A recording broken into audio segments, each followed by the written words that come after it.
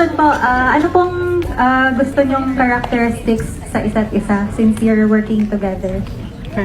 Alden po. Ay, ano? Ako? Both of you po. Anong gusto nyong characteristics sa isa't isa?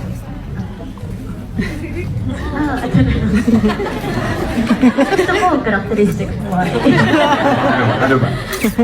Tampon mo tayo nga mo. Okay. Ano ba? Siguro, sige, pwede yung tatlo. Yan, para madali. The top 3. Siguro what I like about, what I like about Alden, he's very smart. Sa mga bagay, alam mo yun, kung pagkausap mo, kung paano siya sa business, nakaka-amaze na meron siyang ganun sa, meron siyang very smart pagkausap mo. So, okay yun. Second, he's very gentleman. Inalagaan niya lahat kami sa set and yun, appreciate ko po yun. And lastly, is very sincere. Hindi lahat ng tao kasi pagkausap mo, alam mo, magaan yung loob mo, and then pagkukwento ka ng mga ganyang bagay. Ewan ko, kay Alden okay lang kasi naramdaman ko yung tao. Tao siya na Alden, hindi yung Alden na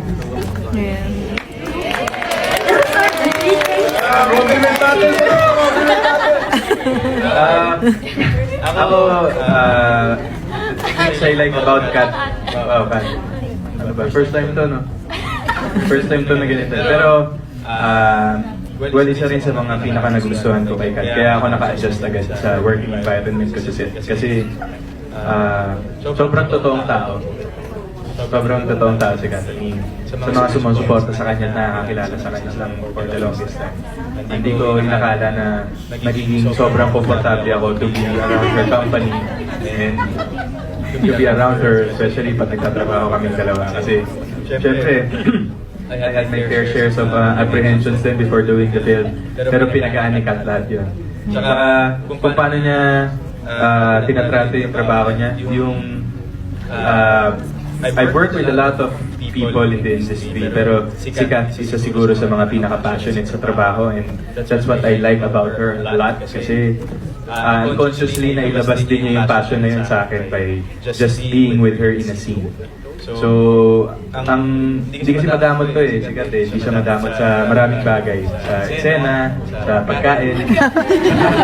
Kaya yung, kumbaga, pinagkatiwalaan ako ni Catherine na maging kaibigan niya. And yun yung sobrang na-appreciate ko to be na naibigay niya sa akin. And at the same time, hinayaan niya ako maging Alden. Yung tunay na Alden, yung totoong Alden around her, na hindi ko kailangan ng walls kapag kasama ko siya.